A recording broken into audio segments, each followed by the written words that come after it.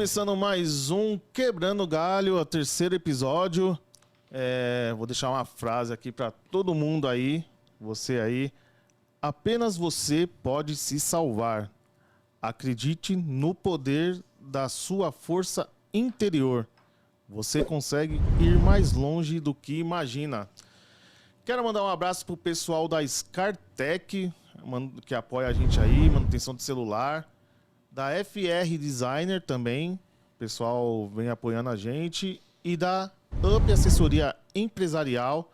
Os dados do pessoal vai estar aí na descrição do vídeo, beleza? E vamos lá, hoje nós temos um convidado especial aqui no nosso programa. Vamos bater um papo aí de política, de variedades e tudo mais. Vitor Lins Mendes, ele é auditor fiscal, escritor, cientista político pela Instituição de Lisboa, Instituição Universitária de Lisboa. Instituto Universitário de Lisboa. Instituto, isso. É o nome da universidade. E é ativista pelos serviços públicos de qualidade. Vamos falar bastante disso aqui, Vamos lá. que é um assunto bem interessante. Então, Vitor Lins, pré-candidato a deputado estadual também aqui do estado de São Paulo. Seja bem-vindo. Com você aí. Muito obrigado por dizer por ser uma pessoa além da minha mãe que me chama de especial. Obrigado. É isso tudo, né? Que sou auditor fiscal e sou doutorando em ciência política. Sim, sou pré-candidato a deputado estadual.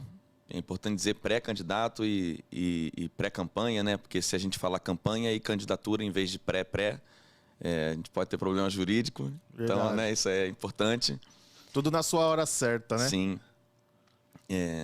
Eu sou auditor fiscal e na nossa categoria, nós somos responsáveis pela proteção do cofre público, né? Cuidar para aquilo que tem que entrar. E a gente está, esse ano, montando um projeto que a gente vai fazer a gente está montando um coletivo, a gente vai fazer uma pré-candidatura coletiva, um mandato coletivo dos auditores, que a gente quer chegar na Lespe e passar um pente fino. Dinheiro tem para todas as coisas que importam a população, dinheiro tem. Legal. E antes da gente voltar nesse assunto, que acho que tem bastante coisa pra gente falar, primeiro eu vou fazer uma pergunta pessoal para você. Vitor Lins por Vitor Lins. Quem é Vitor Lins na sua visão? Pô, Marília Gabriel não tá esperando essa não, cara. Peraí, vamos lá. Quem que sou eu por mim mesmo? Mandar um abraço pro Alex, que o Alex que tem essas pegadinhas no nosso outro podcast, ele que inventa essas. Alex, muito obrigado por ter me apresentado o Rafa, você é o nosso cara. E logo mais eu vou no seu podcast. É isso aí. Se eu vim aqui primeiro, a culpa é do Rafa, hein? Depois você se entende com ele aí. Então, quem que é Vitor Lins?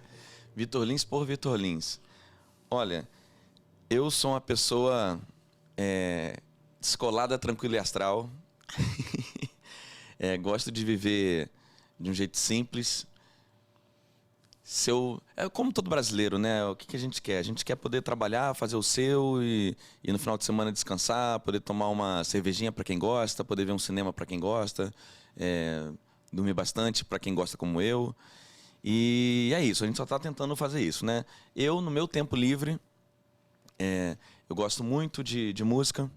Eu já fui músico, eu tentei ser músico profissional, né? Quer dizer, atuei profissionalmente, mas não rolou do jeito que na época eu queria. Depois parei de querer também até. E aí, com o tempo, eu me encantei pela política.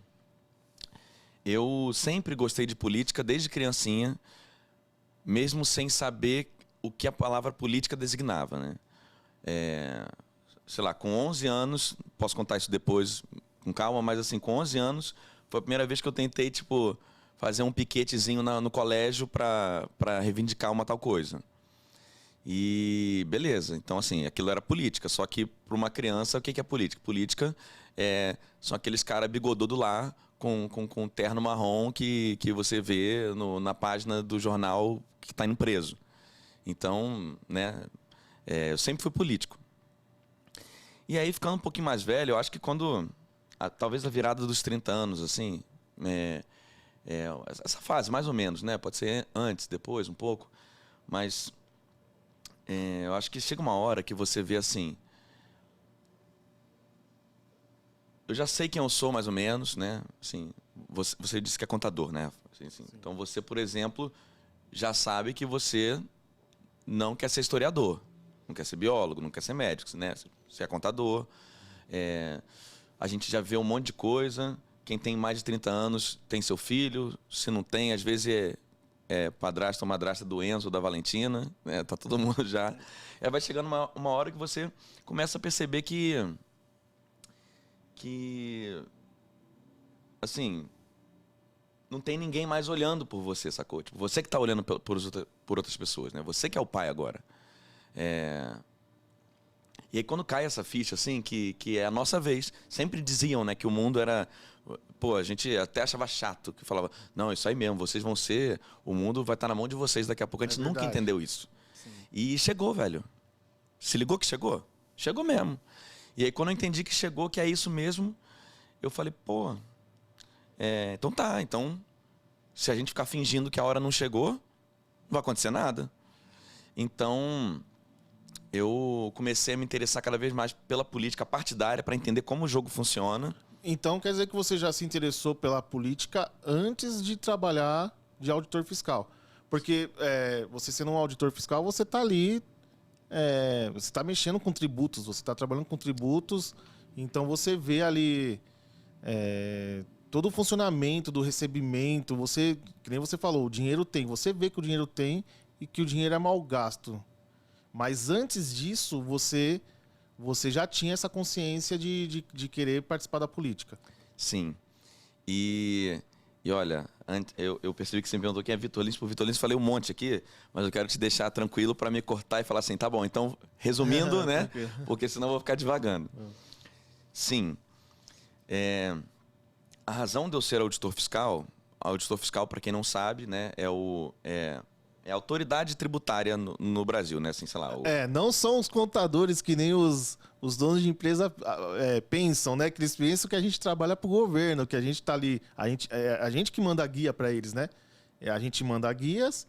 Para eles, a gente, tá vendo? Eles vão pagar. Eles mandam a guia, eles vão pagar. Ou não.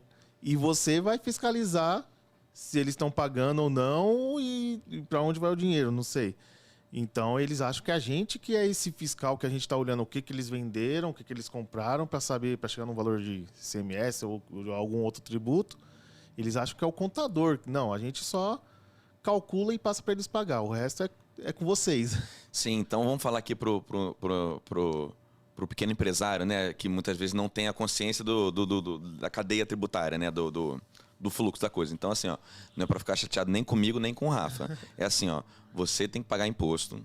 O Rafa diz para você certinho, pede todas as coisas, te dá trabalho para ele poder botar certinho, porque se não botar certinho, depois o meu time vai em cima, vai querer ver se está certinho. Mas a culpa não é nem dele, nem minha. A culpa não é a culpa, né? A responsabilidade de como que se é mais fácil, se é mais difícil, se é mais simples, se é mais caro, se é mais barato, são dos políticos, né? Certo. Eles decidem, eu tomo conta do lado de cá. E você toma conta do lado de lá para ver, né? A gente é a ponte de contato. Eles decidem quando e para onde vai a destinação. A gente vota neles para isso, para eles organizarem o uso do dinheiro, né? Sim. E são os políticos, por exemplo, que decidem que banco paga menos imposto de tal coisa do que o pequeno empresário lá, por exemplo. Bom, aí você me perguntou da política. Eu certamente eu pego impulso agora para ser pré-candidato porque eu sou auditor fiscal. Depois que eu entrei ali, eu vi que, resumindo, eu entrei mais ou menos há 10 anos, quase 10 anos na Secretaria da Fazenda, virei auditor fiscal, e se eu for resumir é o seguinte, eu percebi lá dentro que quem paga a minha entrada é o rico. Falei, pô, isso está errado, né? Mas a gente tem que executar. A gente não consegue decidir como mudar isso. Políticos podem decidir isso. Tá bom. Então, onde que é o processo seletivo, né? Vamos lá, vamos botar a cara. Mas eu entrei para ser auditor fiscal, eu quis ser auditor fiscal, de certa forma, porque eu sempre gostei dos temas públicos. Eu, quando terminei a faculdade, eu não escolhi a carreira pública, sei lá, por conta da estabilidade que os servidores públicos têm, ou coisas assim dessa natureza. Eu sempre quis trabalhar dentro da coisa pública. E aí eu sempre gostei muito de economia, porque eu entendo que o dinheiro é que importa para muitas das coisas, né? Assim, as coisas são resolvidas. Muita coisa da nossa sociedade pode ser convertida em dinheiro para as coisas, né? Muitas oportunidades, coisas são convertidas em dinheiro. Então, sempre me interessei muito pela gestão do dinheiro, né? Que é a economia. E quando eu descobri que existia uma carreira que era responsável por trabalhar direto, que é a atividade fim dessa grana da sociedade, eu falei, pô, beleza, é isso que eu quero ser. Quero ser esse cara. E aí estudei e tal, pá. E entrei e gostei muito, me sinto realizado. Amo o que eu faço. Mas é isso, né? Assim, não é ali que certas decisões que importam acontecem. Então em algum momento, se tudo der certo, vou querer pedir a confiança para poder, vou pleitear, tá nesse lugar de decisão. Legal. A classe política está bem desacreditada, né? Por tanta coisa que acontece. Só que a gente, acho que o povo, eu até me coloco no meio, a gente acaba ficando desacreditado pelo que a gente vê na televisão. E não pelo geral do contexto do que acontece. Porque as pessoas acabam, pelo dia a dia, o corre-corre, você não acaba indo lá a fundo ver o que acontece. E a televisão, não só de política, no geral, é só notícia ruim. Eles não pegam a parte, o lado bom, o que acontece, o que é feito de bom. Você não vai ter uma notícia falando, é difícil. Você tem alguma inspiração assim que você fala, não, até na política, ou que te ajudou a querer entrar na política e falar, não, aquele cara pode ser político ou não, mas aquele cara é um cara, para mim, um cara honesto, um cara que tem um trabalho legal, você se inspirou nele para poder querer participar da política? Ah, tá, sim. A primeira coisa que eu pensei em responder é que não, porque assim, mas eu vou dizer sim, tá? Eu vou explicar por que isso. Eu nunca fui super fã de um político, sei lá, por exemplo, o Obama. O Obama é uma pessoa muito respeitável. Tem gente que, poxa, é super fã do Obama e tal. Tem gente que é super fã do Lula, tem gente que é super fã do Fernando Henrique Cardoso e tal. Eu nunca tive assim, né, esse ícone de, poxa, nunca tive essa referência. Mas o sim é o seguinte, eu estudei marketing político, porque eu queria conhecer mais como que acontecia uma campanha e tal. E aí fiz o curso de marketing político na PUC, uma pós-graduação. Em 2018 era a reeleição era a campanha de reeleição do senador Randolfo Rodrigues. E eu tirei férias no meu trabalho e fui viajar para o Amapá e entender como que era a campanha. Fiquei lá, assim, entendendo as coisas. Ele abriu a equipe para eu poder só ficar lá entendendo, né, experimentando. Em algum momento daquela campanha mesmo, eu fiquei colado com o Sérgio, que era o marqueteiro dele.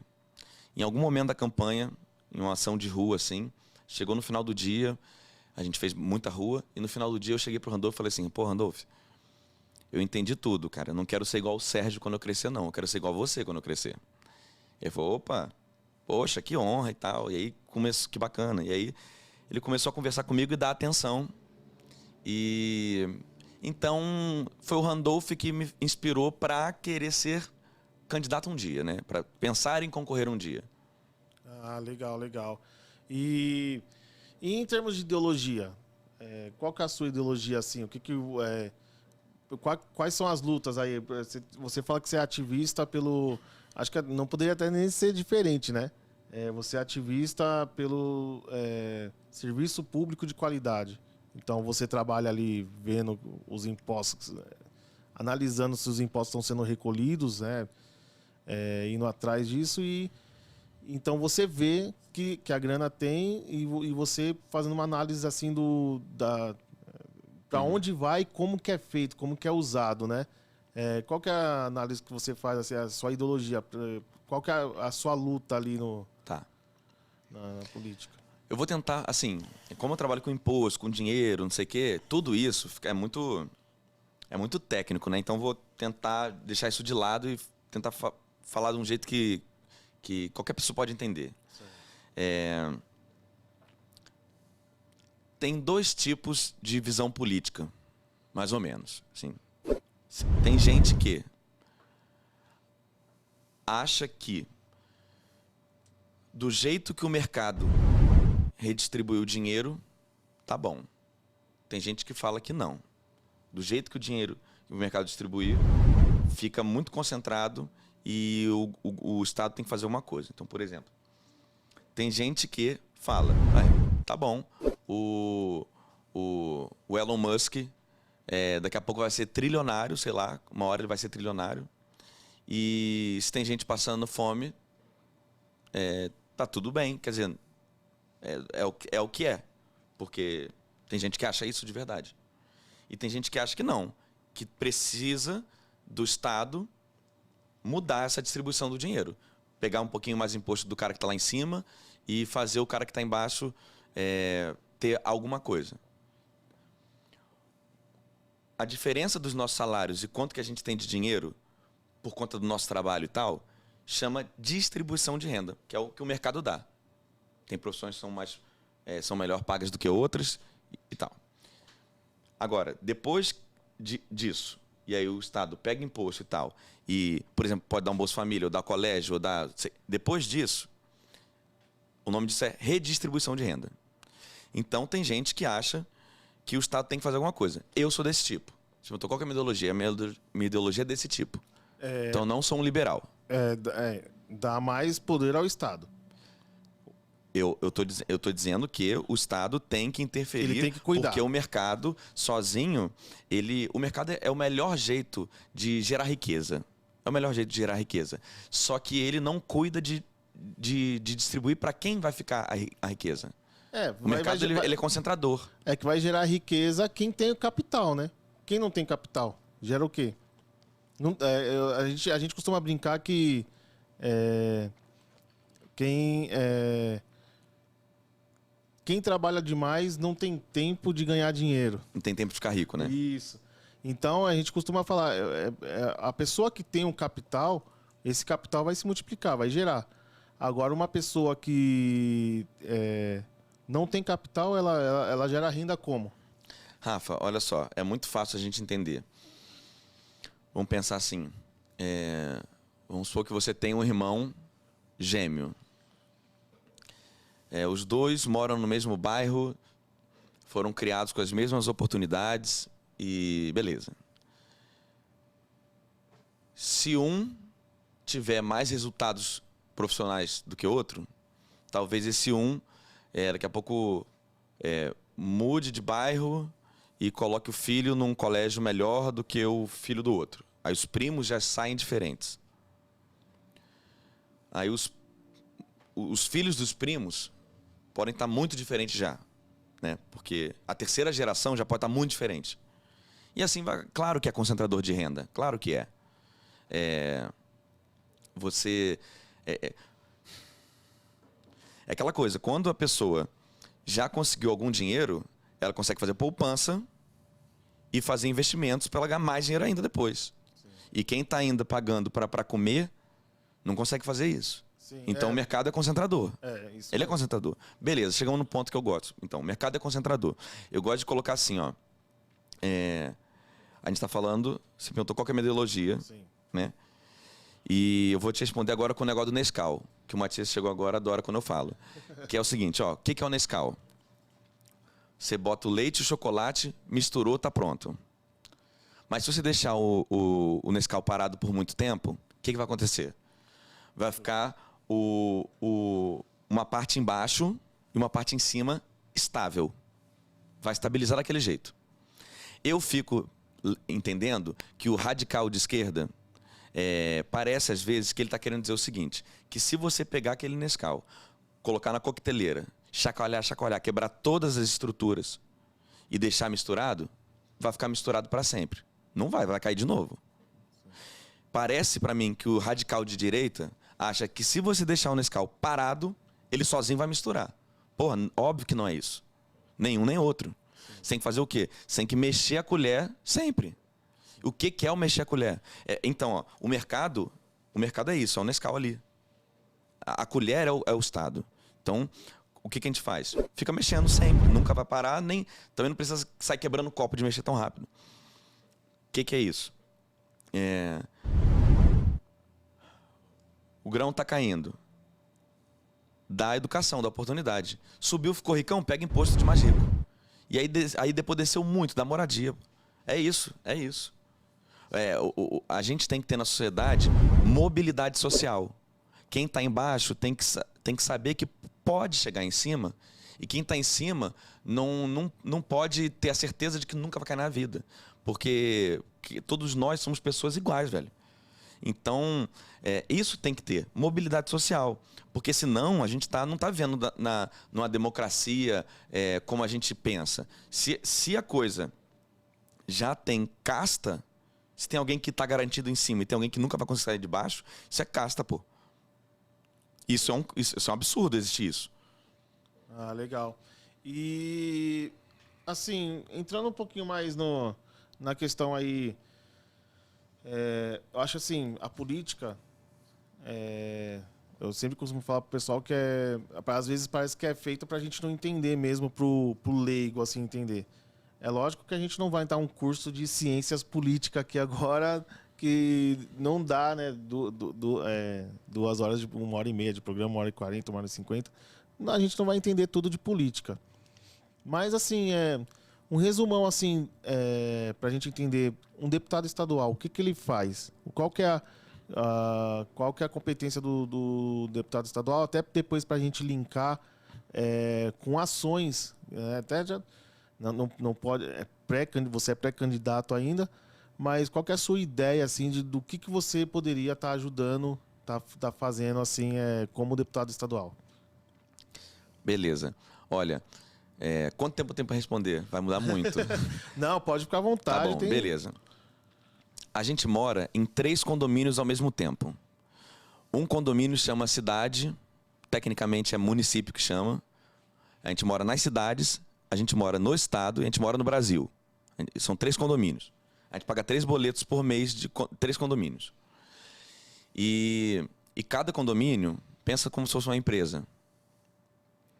O que a empresa tem? A empresa tem o presidente, o CEO, né, o chefe da parada ali. E tem um conselho que tem um monte de gente que eles ficam dizendo as regras do CEO, do presidente e tal. Como que ele pode atuar e como que ele não pode atuar. O que ele tem que fazer, quais são os objetivos desse ano da empresa ou não. E o conselho fiscaliza essa diretoria. Beleza. Na cidade, o nome do CEO é o prefeito e a diretoria dele são os secretários municipais e quem fiscaliza são os vereadores, o conselho são os vereadores. No condomínio do estado, o executivo é o governador e os deputados estaduais são esse conselho que dizem as regras e fiscalizam o cara. E o nosso condomínio Brasil é o presidente da República e esse conselho aí tem 2, que são os deputados federais e os senadores. Então, então você perguntou, o que faz um deputado estadual? O deputado estadual faz as regras para o governador e fiscaliza o governador. Então, um deputado estadual importa... O conjunto de todos os deputados estaduais importa tanto quanto o governador. Ele pode parar o governador, ele pode tirar o governador, ele pode empichar o governador. E ele que vai dizer as regras do que o governador pode ou não pode fazer. Então, Tá bom, então o que o Estado faz, né? O Estado cuida das universidades, da saúde pública todos tomam conta, mas também o Estado. Segurança, então a PM, por exemplo, segurança pública. Segurança pública é uma coisa bem estadual. E todos cuidam da economia. Tem muitas coisas importantes que a economia estadual faz. O principal deles é um imposto sobre o comércio, em que atrai investimentos e tal. Então, é isso que o deputado estadual faz. O deputado estadual faz o governo do estado ser tão bom quanto esse deputado é. Certo, certo. Não, legal. E aí, dentro disso, né, a gente pensa em universidades, a gente pensa em escolas mesmo, estadual, ensino médio, ensino básico. O que você vê, assim, que... tipo assim, só de começo, porque eu sempre toco nesse assunto do ativismo pela qualidade de serviço público, a qualidade da escola, a qualidade da polícia, do policiamento. O que você acha que, de primeira, assim, de primeira ideia que você, o que daria para ser feito? Que uma coisa básica que... Eu toco muito na questão da educação. Tá. A polícia... Eu acho que é até mais complexo. Eu acho que a educação seria mais fácil, talvez. Porque, que nem você falou, dinheiro tem. O que dá para ser feito assim? Eu entrando de deputado estadual, a primeira medida que eu vou tomar? De tentar articular. Lógico, não é tão simples assim, eu vou fazer isso. Porque é complexo o funcionamento. Mas o que você acha que daria para ser feito? Beleza, olha só. O Estado tem que entregar saúde, educação, segurança pública, moradia, emprego, né? Tudo isso o Estado tem que entregar para o cliente chamado cidadão. Então, a gente tem 95 deputados estaduais. Então, assim, vai ter na hora da eleição, que não é agora, na hora da eleição vai ter um cardápio que as pessoas, né? Vai ter um monte de gente ali querendo resolver os problemas. Então, na educação, vai ter gente ótima que vai falar assim, olha, eu vou fazer uma universidade online, ou sei lá o quê, ou vou dar um curso de capacitação para os professores de tal coisa. A pessoa manja de educação. Vai ter gente que vai manjar muito de saúde. Alguém foi médico, foi enfermeiro, sei lá. E vai ter propostas para a saúde em particular. Outros da segurança pública. O que eu quero trazer de discussão é outra coisa. Eu não sou técnico em saúde, nem em educação, nem em segurança. Eu sou técnico em dinheiro. Então, a discussão que eu quero trazer não está chegando dinheiro para os mais pobres. Então, eu quero passar um pente fino para fazer chegar o dinheiro na educação, chegar o dinheiro na saúde, chegar o dinheiro na segurança. Eu estou querendo dizer que não está chegando o dinheiro. Porque até ideias, acho que nem eu falei, não deve ser tão complicado melhorar tem a escola lá, o que pode ser feito? Dar um salário melhor para um professor, material, chegar mais material, chegar uma merenda. Eu acho, assim, até eu tenho filha no ensino médio e tenho filha na EMEI. Eu acho que já foi pior. Já teve... Eu ia pra escola, não tinha essa coisa de ter um prato de comida. Pra mim isso não é tão velho, porque na minha época não tinha. E agora tem. Depende de escola para escola, que é errado, né? Eu não sei numa escola... Eu sou de periferia, mas não sou tão de periferia. Eu tô no começo da periferia ali, Itaquera. Agora eu não sei se o fundão da Zona Leste, por exemplo, que é lá, Cidade Tiradentes, São Miguel Paulista, Itaim Paulista. Eu não sei na Zona Sul, lá, Capão Redondo. Eu não sei como que é a escola lá, se segue um padrão tudo, né? Eu sei a escola ali da minha filha, que tem uma refeição razoável, boa, que quase todo dia ela come. Ela janta na escola. Mas... Quase todo dia ela come lá na escola, né? Na escola, Então, já foi pior. Mas dá para melhorar, né? Uhum. Dá para melhorar. Então, o dinheiro tem. O dinheiro chegar, porque não é tão difícil. Dá para ser feito muita coisa. o dinheiro chegando na escola. Sim, ó, vamos tentar imaginar uma cena aqui, para tentar dizer de outra forma o que eu estou querendo dizer. Vamos pegar um...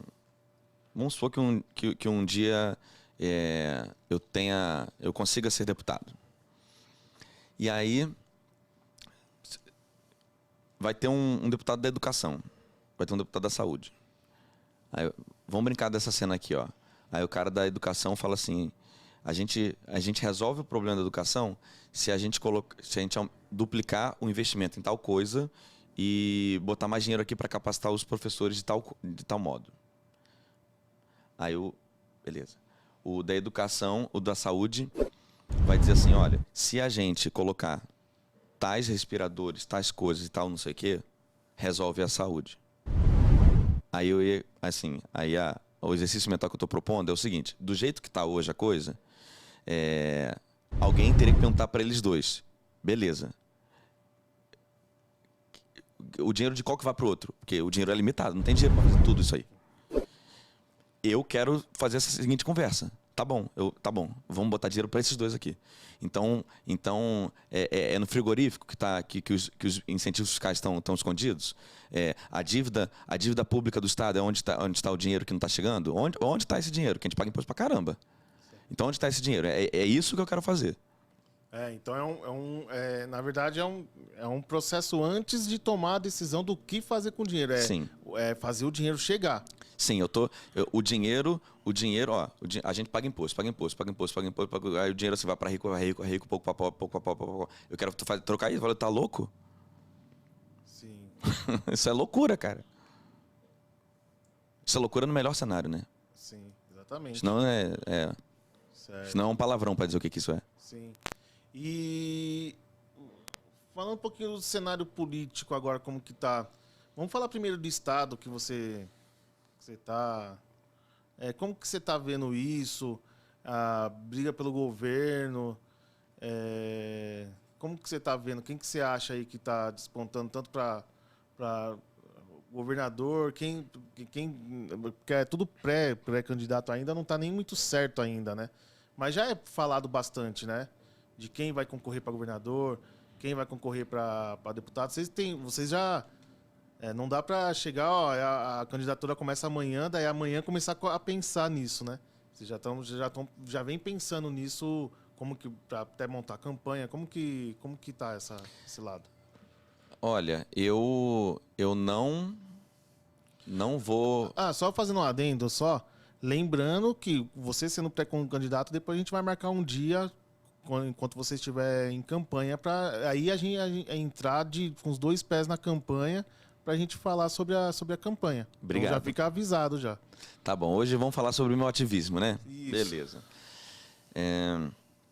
Desculpa, você pode repetir a pergunta que você fez em primeiro lugar? O cenário político estadual. Eu não quero entrar no... Tá bom. A gente vai falar um pouquinho do federal também, porque é legal mostrar... Porque tá muito polarizado, né? Então eu quero colocar um pouquinho da polêmica também depois do federal que está acontecendo. Mas primeiro eu quero falar o que tem mais a ver com você, o estadual que você vai estar concorrendo, que você Sim. vai estar precisando fazer aliança ou não.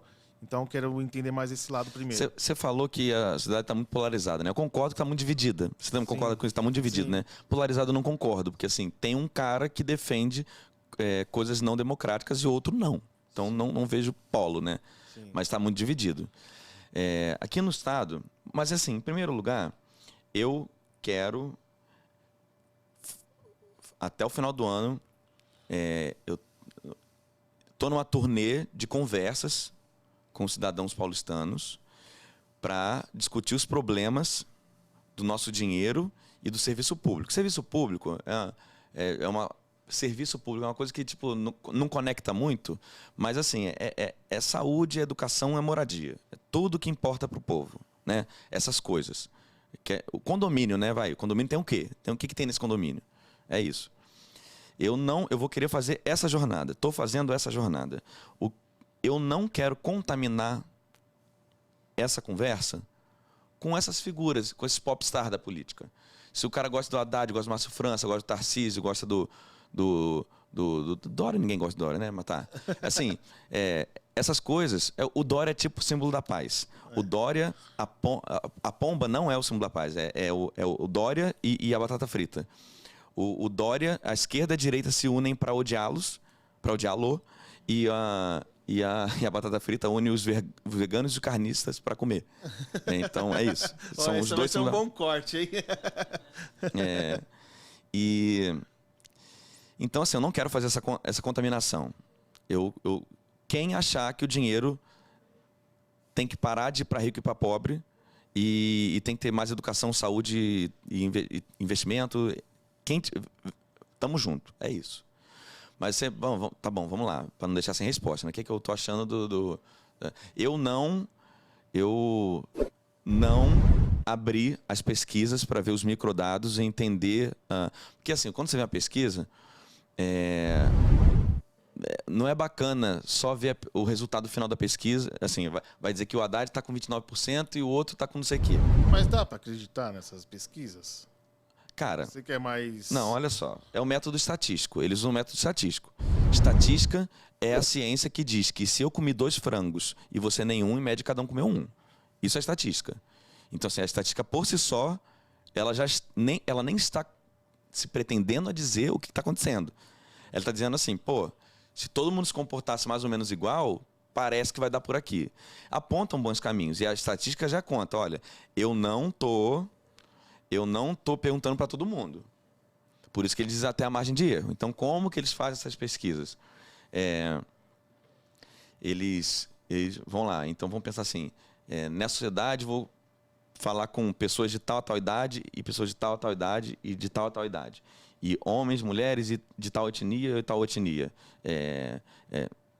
Vêem tudo, nível escolar, fazem todos os grupos. E eles perguntam para todos os grupos. Poucas pessoas de todos os grupos. E aí, conforme o dado demográfico do Estado diz que tem mais desse grupo, menos daquele grupo, ele tenta entender o que é. Assim, a pesquisa em 2018 dizia que todos os candidatos, que o Bolsonaro perdia para todos os candidatos no segundo turno, exceto o Haddad. A pesquisa acertou.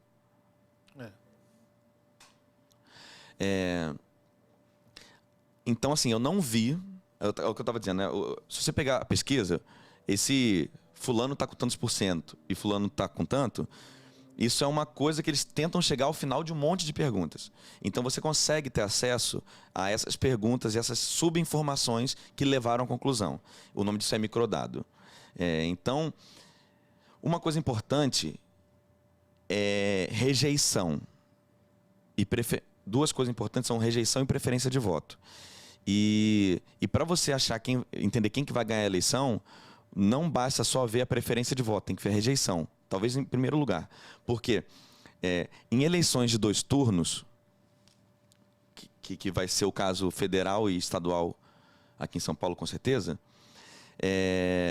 são 2 eleições completamente diferentes.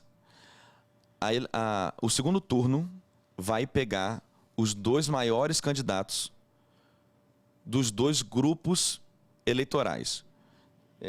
A gente vai se comportar bem como esquerda e direita. Então, assim, o campo mais progressista e o campo mais... Então, eles estão concorrendo para ver quem pega a vaga da esquerda e da direita no segundo turno.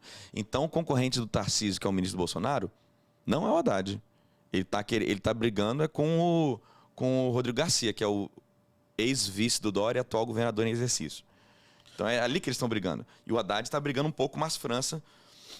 E o Boulos teria dado problema para ele, mas eles, né? O Boulos não vai.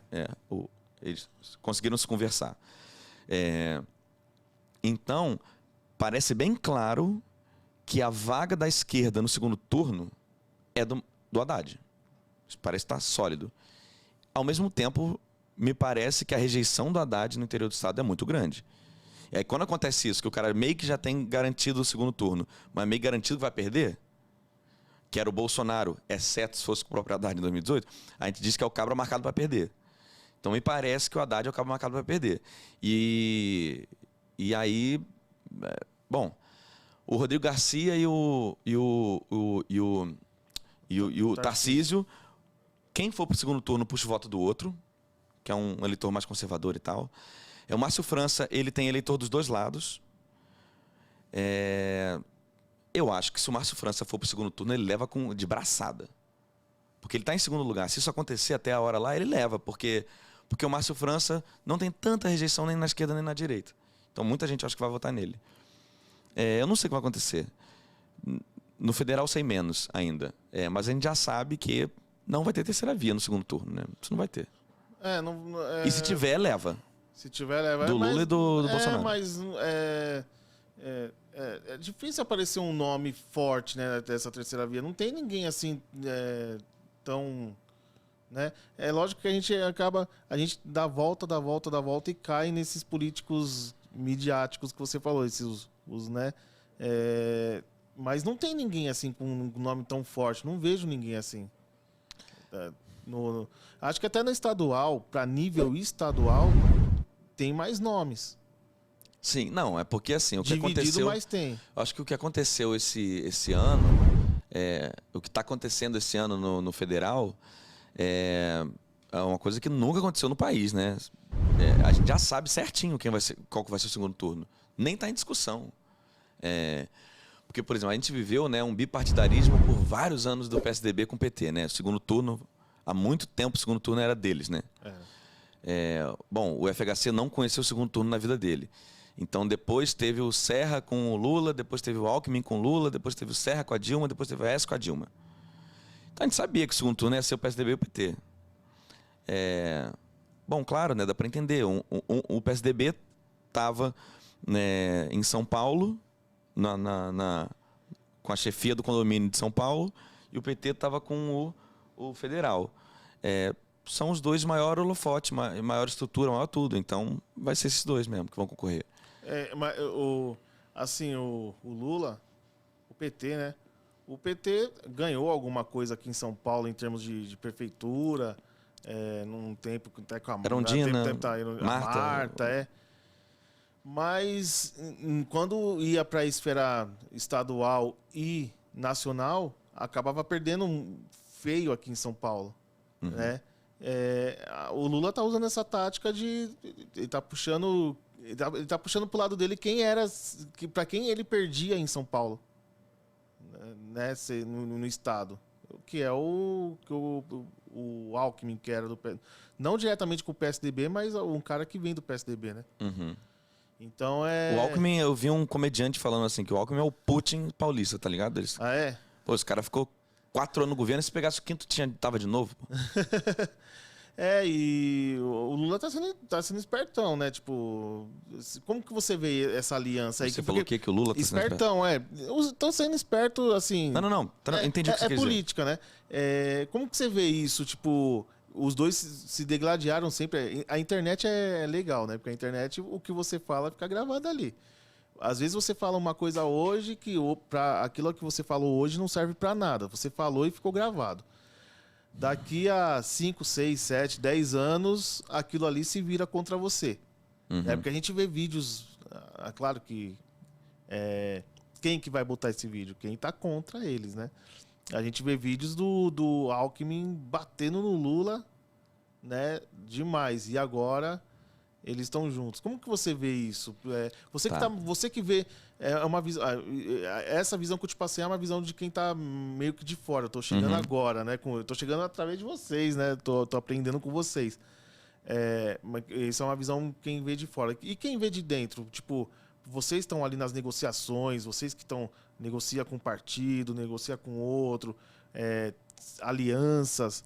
Como que é você ver esse tipo de coisas? Tá, ontem eu vi um vídeo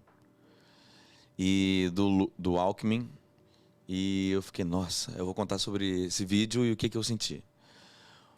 O vídeo era o seguinte, quem que é Alckmin, né? Alckmin é um médico arrumadinho, que é o Putin paulista, que morou no palácio, cara, mora no palácio. Sei lá, 4 vezes 4, deu 16. Ele morou 16 anos no palácio. E beleza, aquela coisa lá, picolé de chu, aquele... Beleza. Esse cara tava de vice do Lula, fazendo cosplay de trabalhador, com pigarro igual o Lula, rouco, gritando, falando que a luta sindical, que sei lá o quê, exaltando a luta sindical. Eu sou da luta sindical, eu sou sindicalista também, da minha categoria, e dos servidores públicos. E o Alckmin, cara, é o terror dos trabalhadores. Faz nenhum sentido. Aí que tá o que eu falei, né? Eu falei que o Lula deu uma desperta. Isso que eu tô vendo de fora. Porque pensando no eleitorado de São Paulo, onde que o Alckmin sempre esteve num partido que era muito forte. Só que até onde isso pode ajudar ou atrapalhar o Lula, né? Dentro disso que você está falando. Ah, não faço a menor ideia, mas eu te digo que atrapalha muito mais o Alckmin do que o Lula, né? Atrapalha o Alckmin. Ah, claro. Né? Porque ele está entrando num negócio que não... atrapalha o vice, claro, porque se... Ele está entrando num discurso que não é o dele. Não, claro, exatamente, assim, vamos supor, se você é o governante, é o candidato e eu sou seu vice. Eu que aderi ao teu discurso, assim, eu que tô entrando no seu, você não mudou, ele que veio. Fica ruim pro Alckmin. Legal. E nisso eu quero chegar, com essa história eu queria chegar num ponto com você, né? Até para você que nessa pré-campanha é onde tem as negociações, onde quando você decide com quem que você vai estar na sua campanha, com quem que vocês vão fazer o trabalho, nessa pré-campanha, né? Como que é essa negociação? Vocês, para se filiar a um partido, você vê a ideologia do partido, aquele partido ali a gente não se mistura, não, aquele ali é legal. Como que é feito esse trabalho aí? Que é o que você tem feito aí nesses últimos meses, né? No Brasil, os partidos políticos têm o monopólio da inscrição de candidatura. Então, você não pode concorrer sem estar no partido. Você tem que estar no partido. E aí, as pessoas buscam partidos que têm mais a ver com o que se pensa, né? Eu queria um partido eu queria um partido que entendesse redistribuição de renda. Cada vez mais o meio ambiente é um tema que importa. Cada vez mais a gente está vendo o porquê que isso importa. Eu queria um partido que não tivesse governado já. Porque se você está num partido que já governou, você paga o preço político do governo anterior, ainda que o time agora seja outro do partido. Então, já sabendo que não tem nada a ver isso, queria um partido que nem governado tivesse.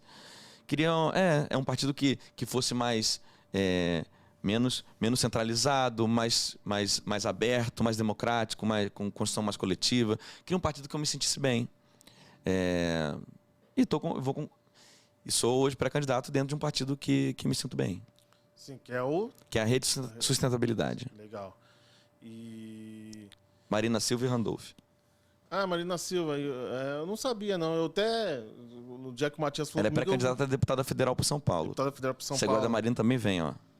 Legal. O Matias comentou comigo que você tinha fechado com a rede e eu fui pesquisar tudo, mas não pesquisei tão a fundo. E deixa eu te falar, o que você acha? Política se discute? Porque o pessoal costuma falar que política, religião e mais o quê? Eu esqueci a terceira. São 3 coisas. Política, futebol, não é? Futebol também? Acho que é. Política, futebol não se discute. Você acha... Isso tá errado, né? Olha, eu acho que hoje em dia, tudo que não se pode discutir... Quer dizer, tudo tem que se discutir. Talvez só não vale... não vale a pena discutir preferências pessoais. O que você quiser fazer com a sua vida, ninguém tem que discutir isso. Certo. Agora, teologia, acho que dá para discutir teologia, né? A universidade de teologia discute religião, pô. Sim. E a política... Agora, se você falar para mim que você é gay, isso que não tem que se discutir. Isso faz o que você quiser. A política tá cada vez mais viva na sociedade, assim, porque antigamente a gente falava de política, a política é o Lula, é o Bolsonaro, é o fulano. A gente tá aprendendo que política você tem a política, você vive a política o dia a dia, né? Até para você negociar, que nem aqui nós, é um ato político, né? Tô com ele, vou fechar com ele na eleição, vou levar ele no podcast para conversar, para mostrar as ideias dele. Não deixa de ser política, né? Tudo é política, né? Tudo, tudo, tudo, tudo. Nada que a gente... Vamos tentar pensar alguma coisa que a gente faz que não é política? Tenta aí. Alguém pensa algum exemplo? Pensa alguma coisa que ela fala, isso não é política. Aí vamos tentar ver onde que... Eu acho que tem política ainda. Acho que tudo tem política. Certo. E... Ir ao cinema. Ir ao cinema. Isso, é ao cinema. E ao cinema... Que filme que nós vamos assistir? Você quer assistir um, eu quero assistir outro. Então, tem a articulação negociar. política ali, sim, exatamente. E em volta disso, quais filmes estão em cartaz? É um nacional que teve incentivo fiscal para a cultura brasileira poder estar acontecendo? Ou é um filme americano porque há muitas décadas eles politicamente se articularam como a capital cultural do mundo? Tudo vai ter política. Certo. Entendi. Quanto custa essa entrada? Ou, existe minha entrada ou não é? Porque a mamãe falei que queria acabar com a minha entrada. E qual que é o preço? Quanto tem de imposto ali? O imposto no cinema está alto ou está baixo? Se estiver mais alto, afasta as pessoas do cinema. Se estiver baixo, mais pessoas vêm ao cinema. Quanto que é o imposto de cinema comparado ao imposto de outras artes? Para onde está indo o dinheiro? Essas são as perguntas. Você é a favor de ter discussão política na escola? Ter uma matéria... Antigamente tinha aquelas matérias de ética e tal. É que assim, eu mesmo sou a favor da escola sem partido. Mas assim, tipo assim... Olha só, vamos concordar que não ter partido, e uma escola não ter um partido próprio, isso aí todo mundo concorda? Sim. Beleza. A gente sempre falou, até num outro partido que a gente estava, de trabalho de base. Que era o trabalho de base das pessoas que estavam chegando no partido.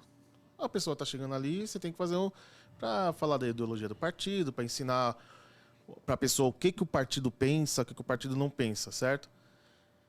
Na escola, também deveria ser feito um trabalho de base assim, para as pessoas já saírem, para os jovens até.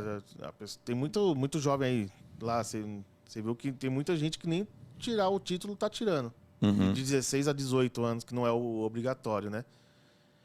Você acha que é possível fazer um trabalho para as pessoas terem mais uma consciência e saber um pouco mais do funcionamento político?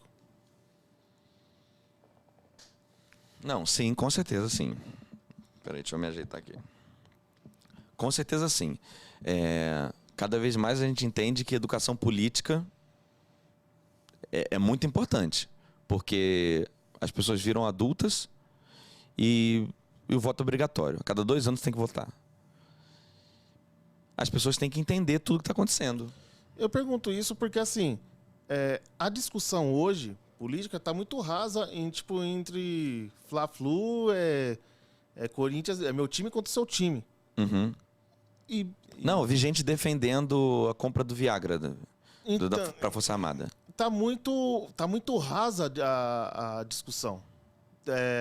Acho que até com as redes sociais, o boom das redes sociais, a internet, tá muito fácil. Todo mundo virou cientista político. Todo mundo tem uma opinião, todo mundo quer defender um lado ou outro sem conhecer direito. Então, por isso que eu pergunto, a escola, a pessoa, já pegar a pessoa ali zero, tipo, e formar pessoas mais conscientes. Para aí, assim, a pessoa poder discutir sabendo o que está falando. Sim. Olha, desde 2016, mais ou menos, para cá, a gente percebe que as pessoas discutem política. Não fazia muito, faz mais. Então, assim, se você você conversa vai fazer um lanche, para na lanchonete, a pessoa que vai estar servindo ali sua mesa, ele vai querer conversar dependendo da abertura que se der, né? De política. Aí você pega um táxi para se deslocar, o taxista vai querer conversar sobre política. E se você ficar numa sala de espera, o secretário, a secretária ali, talvez vai querer conversar sobre política também. Isso é ótimo, isso é ótimo, isso é ótimo. Todo mundo está falando de política. E aí tem isso, né? Quando muita gente entra para a conversa, o critério, a rigidez do conhecimento de cada um ali fica mais baixo, claro, porque antes era uma coisa restrita a uma elite. Agora não, isso é ótimo. Mas aí tem os problemas das desinformações e tal. Eu tô querendo... É isso que você estava dizendo, não era? Você está dizendo assim, todo mundo está conversando agora e eu tô ouvindo muita bosta. É isso que você está falando? Beleza. Sim. Tá bom. Então, assim, a gente não... Mais pessoas se interessarem por... Lins, não é nem questão de ser bosta, é questão de as pessoas falarem sem saber. Eu não tô falando que eu sei. Eu não tô falando que eu sei de tudo também. Tipo, não, porque a gente tá aprendendo, inclusive a discussão é boa por causa disso. Você acaba aprendendo, né? Se você vai aprender mais discutindo, conversando com outra pessoa do que se você não falar nada.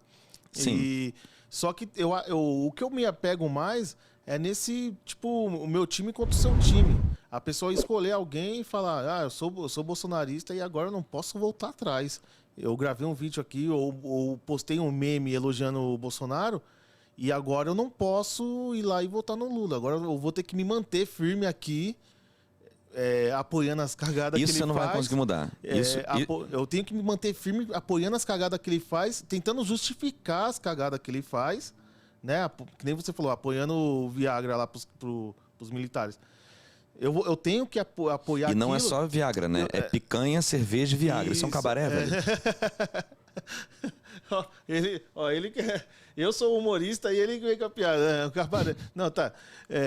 Mas assim, é isso mesmo. Tipo, e eu não tô falando só dele, tá? É que como a gente vai reclamar de quem? De quem tá lá, né? Sim. Vamos falar dele. A pessoa vai tentar achar uma justificativa para falar que isso aí tá certo. E ela não pode se desprender dele e falar, não... Mas você não vai conseguir mudar isso. Olha só, quem aqui já foi casado, já namorou, já teve... Você vai ver que assim, olha, muitas vezes o casal está discutindo porque em algum momento eles entraram na polarização da conversa e aí vai ficando pesada a coisa e às vezes quem está polarizando nem pensa tanto daquele jeito. Então, assim, depois que a gente entra num caminho de opinião, é desonroso voltar atrás para a maioria das pessoas. Então, o cara não vai querer assumir que Bolsonaro foi ruim mesmo, ou o Lula foi ruim mesmo, né? Poxa, fui enganado. Quase ninguém quer assumir uma coisa dessa. Então, eu acho que as pessoas não vão. Ela pode ficar quietinha, mas vai tentar dizer que não era tanto assim, ela não foi tão trouxa assim. Mas só para concluir um ponto que você falou antes, o negócio de falar bosta lá. É ótimo que mais pessoas estão discutindo política e que as pessoas estão se interessando. A gente está democratizando um certo assunto. Isso é maravilhoso. Por outro lado, tem muita desinformação e temas complexos. Se a gente quiser resolver de um modo simples, isso vira uma conversa populista. Então, o debate fica ruim quando isso acontece. O que a gente tem que fazer? Só tem que tentar dar mais informações para o debate melhorar. Só isso que pode fazer. Porque eu vejo muita gente que cai numa arrogância. Eu já vi gente assim, dizendo assim, poxa, agora todo mundo tem opinião de tudo. Porque antes só ele queria ter opinião, né? Então assim, não, todo mundo tem que ter opinião. Vamos só melhorar, velho. Não dá pra tentar fazer as pessoas não terem opinião. Vai pro caralho, tá ligado? Pô, como assim?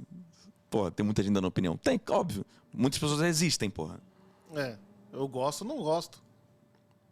Né? Mas, posso estar errado? Posso, mas é a minha opinião. Você vai colocar os seus argumentos, eu vou colocar os meus. Pode ser que eu mude minha opinião e passe a... Você viu o filme Não Olhe Pra Cima? Vi. Tipo assim, argumento e opinião. Tipo, de vez em quando é fato, né? Sim. De vez em quando é fato. Tipo, um monte de gente morreu na pandemia. Parece que a vacina reduziu o número de mortos. Sim. Parece que a máscara impede meu espirro de chegar até você. Parece que se tiver uma janela aqui, a gente se contamina menos, né? Sim. Parece que se a gente ficar em casa é melhor, né? É melhor. Tem um monte de coisa que parece, né? Parece. Não acho que não é muita opinião, mas me parece que não é opinião. Exatamente. Exatamente. Eu acredito muito nisso. E falando mais da política, né? Acho que isso é em tudo. Em geral, o que a gente está falando, eu acho que é um pouco culpa da política. Da política. Porque, por exemplo, eu vou pegar um assunto polêmico, aborto.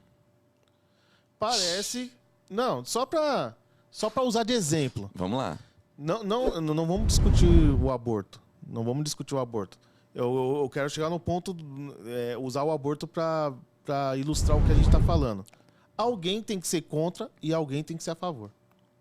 Então tem aquele grupo político que ele usa o aborto como a bandeira dele para atingir o pessoal que é a favor da legalização do aborto.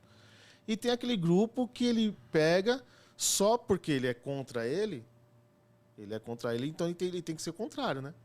Ele não pode ser, eu sou contra ele, então, e também você é a favor do aborto. Não, ele tem que ser contra, porque tem que ter a disputa. Tem que ter o outro lado. Você está querendo dizer isso aqui? Vê se é isso. Porque teve uma época que eu fiquei assim, incomodado com a seguinte coisa. Vamos pegar temas polêmicos mesmo, que está dividindo menos a sociedade agora, mas no pré-Bolsonaro isso foi muito discutido. Vou pegar 3, vai. Aborto, liberação de armas e pena de morte. Esses 3, existe sim ou não A e B para cada uma dessas perguntas, né? E me parece que todo mundo responde A ou todo mundo responde B. Poucas pessoas respondem A num e B no outro. É isso que você está querendo dizer? Isso. Sim, isso. Sim, a esquerda e a direita já tem um catálogo certinho, que aí se você está nesse, aí você compra tudo aquilo, né? Ou vai para o outro, compra todo o outro, né? Sim. E não pensa criticamente em cada um deles, né? Porque eu acho que... Eu falei do aborto que é mais fácil, eu tenho uma opinião mais bem formada, então... Porque eu acho mais fácil até para entender essa divisão de quem é a favor e quem é contra. Eu não preciso ser a favor e nem contra do aborto. Eu tenho que entender a questão social. Eu não tenho que ter a minha opinião, não. Eu sou contra e pronto. Porque eu sou católico e sou contra e pronto.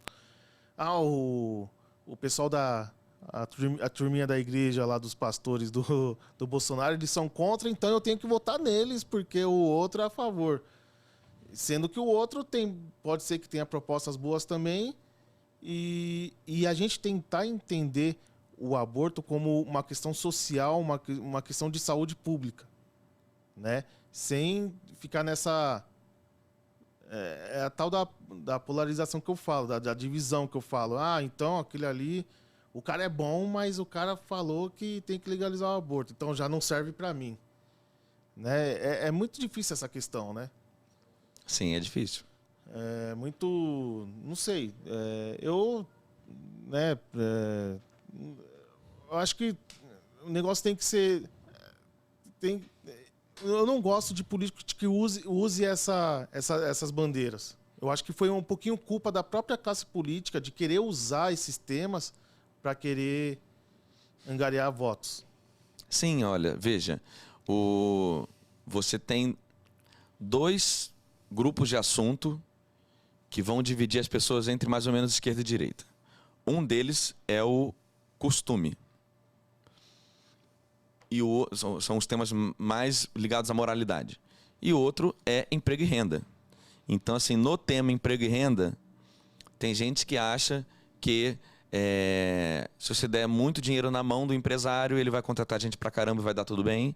Tem gente que acha que se você der muito dinheiro na mão do trabalhador, ele vai comprar de quem? Do empresário e vai ficar tudo bem também. Aí, dentro desse tema ainda, tem gente que acha que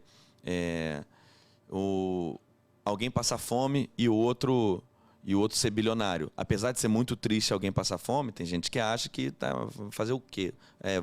A igreja vai fazer caridade, vai ficar tudo bem também. Tem gente que pensa, não, a gente tem que cuidar da dignidade dessas pessoas, da oportunidade. Essas coisas dividem de esquerda e direita dentro do emprego e renda. E no costume, aborto, arma, drogas, qual que foi o outro? Aborto, droga, armas, pena de morte. Essas coisas dos costumes também dividem a sociedade. E aí o lance existem políticos que são proprietários de um tema. Então, por exemplo, proprietário de um tema quer dizer o seguinte: quando você fala naquele tema, você lembra da pessoa, que é a pessoa ativista daquilo ali. Então, por exemplo, se você falar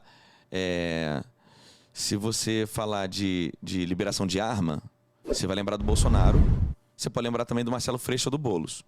Eles são proprietários desse tema, cada um em um lado. Beleza. Se você falar de emprego e renda, você pode lembrar do Lula, você pode talvez lembrar do Amoedo, do Partido Novo, do Ciro Gomes, talvez. Então, se a gente... Aí como que a mídia... O que a mídia faz? A mídia pauta o debate público. A gente discute as coisas que saíram no jornal essa semana. O que não está no jornal, a gente não discute. Talvez a gente nem saiba o que não está no jornal. Mas o que está no jornal parece que é a ordem do dia, parece que é o mais importante. Só que tem um monte de coisa acontecendo. Então, quando a mídia publica o jornal do dia, por exemplo, ele está selecionando quais fatos anunciar e quais não. E aí os temas entram no debate público. Depois que o tema entra, esse tema que tem proprietários. Então, quando o debate público escolhe tais temas em vez de outros, ele vai escolher quais políticos colocar em evidência. Então, se a gente levar o debate para o emprego e renda, o Bolsonaro nem entra no segundo turno. Todo mundo sabe que ele não tem projeto. Até o bolsonarista sabe que não tem projeto. E o bolsonarista nem votou no Bolsonaro por conta de emprego e renda. Votou para não liberar a mamadeira de piroca nas escolas. É isso. Né? Então, assim, se a gente leva o debate para os costumes, você favorece Bolsonaro.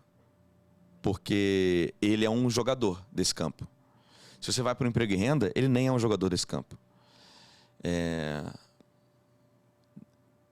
Eu tô aqui divagando, nem sei qual era essa pergunta, velho. Não, mas era exatamente isso mesmo. Era esse ponto que eu quero chegar, porque o que eu vejo, até um objetivo de trazer você aqui no podcast é esse. É isso que você falou.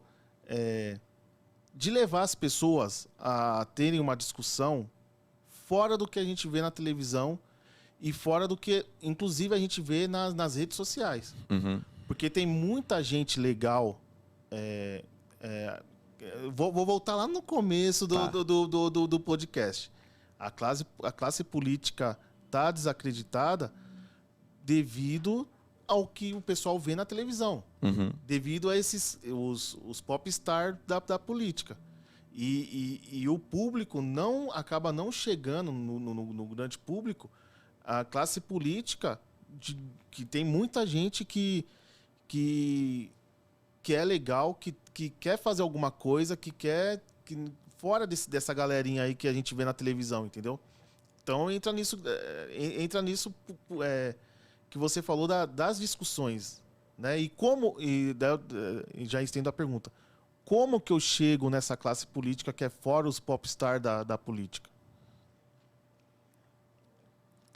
Pera aí. Explica o que está... Me explica o que você está querendo perguntar, para eu ver se eu entendi certo. Eu quero... eu acho que a classe política, esses popstars que a gente fala, que a gente vê na televisão, que chegam nessas...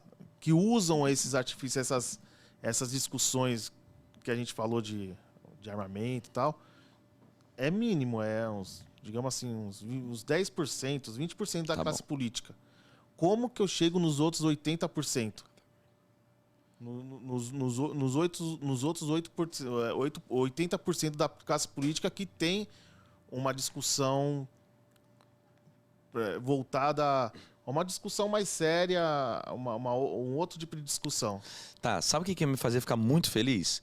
Se a gente, brasileiro, depois que acabasse uma eleição, se a gente anotasse assim, eu votei em fulano para deputado estadual, fulano para federal, fulano para senador, fulano para vereador. Eu não vou perguntar para você quem você votou, não é isso, mas assim, se eu perguntar, talvez você não lembre que você votou para senador e deputado estadual em 2018. A maioria das pessoas não lembram, entendeu? E se a gente anotar isso e, tipo, segue esses caras, quem você votou. É engraçado você falar isso, porque eu acho que eu tava conversando com o Matias, ou com alguém conhecido da gente. E eu falei sobre isso. Falei, a pessoa nem lembra. Aí eu peguei e falei, eu tava falando da torcida jovem, um abraço pro pessoal da torcida jovem, e tinha um candidato a vereador na torcida jovem. E eu peguei e falei, mas tinha um cara lá, mas eu não votei nele. Daí eu fiquei pensando, mas em quem que eu votei pra vereador na última agora? Fala Alexandre Leclerc, mano. Aí eu fui me ligar, falei, caramba, por isso que eu não votei no cara da torcida jovem, eu votei no Alexandra. Eu mesmo não lembrava. E o cara... 12.212. Eu converso com o cara quase que diariamente e eu não lembrava que eu tinha votado nele. Olha só. Imagina, a gente não marca mesmo. E eu acho que você tem que votar numa pessoa que você tem o número do telefone mesmo pra falar, eu vou votar no estadual. Ô, Lins, e aí? Como que tá aí? Tá trabalhando? O que você tá fazendo aí? O que aconteceu? Você votou alguma coisa aí? Votou a favor, contra? Como que funciona aí? Sim. Né? E tentar ter acesso, né? Meio forçar esse acesso aqui. É lógico, eu tô falando aqui com o Lins, eu tô chegando agora na política agora, né, aprendendo um pouco através de vocês. Então é a pessoa que eu tenho acesso. Como que eu vou ter acesso a que nem uma pessoa mais midiática? É um pouco mais difícil, né? Apesar que todos têm o e-mail, né? Quando você entra lá, você tem um e-mail, mas responde?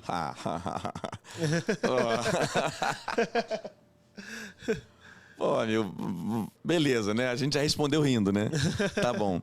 Cara, então, eu já ficaria muito feliz se a gente seguisse nas redes, velho. Quem que você votou? Sacou? Tipo, velho, não são 10 que você vota. Sacou? Tipo, a cada 2 anos, você tem uma eleição. Uma eleição você vota em 2. 2. E um prefeito. Mas, ô Lins, na última eleição, não sei se foi para vereador ou foi na anterior, acho que foi para vereador, uma rede social me perguntou se eu queria seguir todos os vereadores eleitos. Não falei quem você votou, para saber se o cara honrou teu voto. Assim, ó, sacou o que eu tô querendo dizer? Eu fiz uma besteira de aceitar e comecei a seguir todos. Hoje já não sigo mais, acho que devo ter seguido 2 lá. Eu parei, porque eu passei nervoso de ver. Eu falei, pra que eu fui seguir? Por que eu fui aceitar? Mas o cara que você votou, com certeza. Sim, né? sacou? É o mínimo. Sim. E uma coisa que a gente tinha que democratizar de informação, por exemplo, não vou saber dizer tudo aqui, mas os deputados, eles têm verba de gabinete, eles têm verba para tantos assessores, eles têm verba para isso, verba para aquilo. Por que a gente não coloca no sistema de TI esses gastos do cara? E aí, uma vez por ano, a gente manda de um jeito consolidado a despesa do cara do ano para quem está querendo seguir ele. A gente faz uma plataforma e os cidadãos podem seguir políticos. E aí, uma vez por ano, chega lá, o semestre lá, chega o gasto consolidado do gabinete do cara, mas não do jeito, porque a transparência já obriga a dar informação. Só que aí você pode dar a informação como você quer. E dá para escolher dar informação do jeito que ninguém tá afim de ver. Tipo, botar um Excel gigantesco. Ninguém vai entender o que está acontecendo ali. Vamos colocar uma vez semestre um gráfico de pizza coloridão, dizendo o que ele está gastando. Aí dá para entender. Dá para ir mais. Por que... Vamos lá, eu segui aqui o deputado Haskell Rivers. Estou seguindo o deputado Haskell Rivers. Aí o cara passou o cartão corporativo agora lá. Puf, eu vou ver aqui, ó, ele gastou isso aqui. o cara que foi o deputado federal, que foi o presidente da Comissão de Justiça, lá, CCJ, da reforma da Previdência, que foi um crime que fizeram com os aposentados no Brasil e com quem está na ativa também, o cara depois soube que ele pediu reembolso, anos atrás, quando era deputado estadual, acho que no Paraná, num prostíbulo. O cara gastou dinheiro público, aí é isso. Ele é jovem, não precisou comprar o Viagra também, né? Mas o cara gastou... Olha isso, cara. Olha isso. E se isso aqui chegasse na hora lá? Ele só foi lá e fez isso porque ele sabe que ninguém vai ver o que ele fez, cara. Aí vira bagunça, porque assim, esse dinheiro público é de quem? É seu? Não, é de todo mundo. Se não é de todo mundo, não é de ninguém. Se não é de ninguém, pensa o político. Então vem pra cá. Não, tem que ser todo mundo mesmo. Vamos fazer ser de todo mundo, cara. Tem que ter transparência. Eu acho que devia ter alguma coisa nos órgãos públicos de satisfação de atendimento. Não sei se exatamente nos órgãos públicos ou se, tipo assim, uma vez por ano. Eu tô querendo botar remuneração variada para os políticos. Não para os servidores. Os servidores são funcionários pagos para fazer... Bom, se quiser botar um bônus variante, beleza. Mas o trabalhador tem que receber salário fechado. E os políticos tinham que receber. O cara tem uma gestão horrível e o cara tá lá recebendo dinheiro. O deputado pode estar fazendo nada, tá recebendo dinheiro. O que é isso, cara? Interessante. Eu nunca tinha pensado nisso. Porra. Ganhar por... Como que chama? Não, tipo assim... Produtividade. Não, você pode picar o salário do cara. Tipo assim, não, porque assim, ó, o lance não é só produtividade. Porque o político... o trabalho de um político não é igual um trabalho de um funcionário normal. Porque o funcionário... Mas assim, eu estou chamando de funcionário normal porque o político é um funcionário nosso. Sim. Né? O funcionário, ele é pago para fazer... ele já tem a diretriz do que é para ser feito. Então ele produz mais ou menos, o nome disso é produtividade. O político, além da produtividade, o político pode ser muito produtivo por um caminho ruim para o país. Exatamente. Então tem uma avaliação de mérito do que ele está fazendo. Então, isso que eu estou querendo dizer. Tipo assim, você podia picar o salário do político em um monte de parte. E uma delas ser da avaliação se as coisas estão indo bem. Sim. Está indo mal, não ganha esse dinheiro. Uma parte, né? Uma parte, porque... Outra coisa nem... é ficar misturando salário de servidor com salário de político. Sim, Não tem nada a ver uma coisa com a outra. Que nem você vê. Isso só tem um perigo, tinha que ser... Não sei como funcionaria, eu acho uma ideia ótima. Mas tem gente que acha que o trabalho do Bolsonaro tá bom. Tem gente que acha que a Terra é plana, né? Exatamente. É algo, né? A gente teria que pensar na funcionalidade disso, porque eu acho interessante. Eu não sei como, em forma de plebiscito, não sei como que funcionaria isso. Mas todas as profissões você é julgado, você é analisado. Aquele cara tá trabalhando assim, tá trabalhando assim. Acho que até você lá, como auditor, você tem um superior que... O Lins faltou 3 dias no trabalho, ou o Lins ainda não terminou de fazer uma análise ali. Você é analisado. Não falta 3 dias não, tá? Quer me derrubar, maluco? O que é isso, cara? O cara foi lá só na cachaça lá, vai trabalhar com aquela ressaca. Eu nem bebo, né? Água. E aí você é analisado, tipo, né? E todo mundo é. Mesmo que não tenha uma variação no salário. Mas se amanhã você cometer alguma cagada, depois de amanhã você está desempregado. Você vai ser analisado, você cai fora. O político não, pode fazer a cagada que for, ele vai cumprir os 4 anos e pronto, a não ser que seja algo muito, né? Que também entra na questão da política, né? Porque aí a gente vai entrar numa discussão muito mais complexa também, que daí é a política lá dentro, porque que nem O Bolsonaro ele não sofreu impeachment porque, às vezes, ele fez coisa pior que a Dilma. Ele pode ter feito, né, ter feito coisa pior que a Dilma e não votaram. Ninguém foi lá e pediu o impeachment dele e não votaram. E ela pode ter feito algo menos e foi porque a galera quis votar contra ela, né? Tem essa questão também. Você... eu acho... a gente vai entrar numa complexidade muito grande de aliança política, essas coisas, que teria que ser um capítulo só para isso. Tem toda essa questão também, né? Política é política. Nós estamos analisando aqui de fora e tal, achando que tá ruim. E eles lá não estão vendo o que está acontecendo? Uma outra coisa que dá para a gente tentar pensar é assim, reforma da Previdência machucou o povo. Machucou muito o povo. E se o presidente da República libera verba, libera emenda, libera coisas que os deputados querem, deputados votam junto com o presidente. E se a gente... uma coisa que eu não sei como fazer, mas... Se a gente... são 513 deputados, eu acho, e 81 senadores. Vamos fazer o seguinte, vamos inventar mais uma cadeira. Vai ser 514 agora. E 514 federais e 82 senadores. Esse a mais vai ser assim, a gente vai votar na internet. A maioria do povo, como votou, o voto popular foi aquele. 513 deputados e um popular é aquele. Vamos fazer uma vez.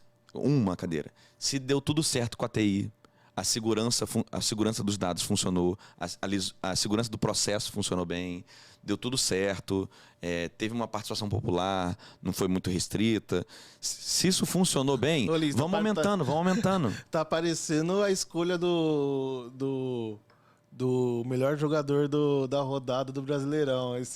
Tem os 3 caras técnicos lá, os comentaristas, e eles têm o voto do público. Antigamente, um quarto, né, do público.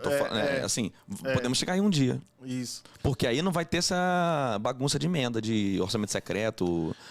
E acho que seria legal. É interessante, seria até interessante, porque o cara, na hora de votar, ele teria essa... Tipo, eu votei contra o povo votou nisso, o povo votou a favor e eu votei contra. Sim. O cara vai falar, opa, peraí. Se você botar só um voto, mesmo que não mude a conta, né, já tem isso. Os 513 votaram... Já tem esse constrangimento. Votaram contra e o povo votou a favor. De falar, opa, peraí, estamos no caminho errado. A reforma da Previdência, para mim, foi aquele... Cara, isso aqui... Olha essa cena. Foi exatamente isso. O brasileiro acordava lá... Vamos imaginar assim, a Dona Maria. A Dona Maria acordou cedo pra caramba para deixar comida pros filhos dela. E aí ela saiu, sei lá, 6 da manhã da casa dela, ou antes até. Ficou mais de 1 hora no transporte público. Talvez ela não tenha conseguido sentar. Tá cansada. Chega lá, na casa do patrão, da patroa. Aí vai lavar a louça do jantar do pessoal, que o pessoal não sabe lavar a louça. E aí bota o café na mesa e tal.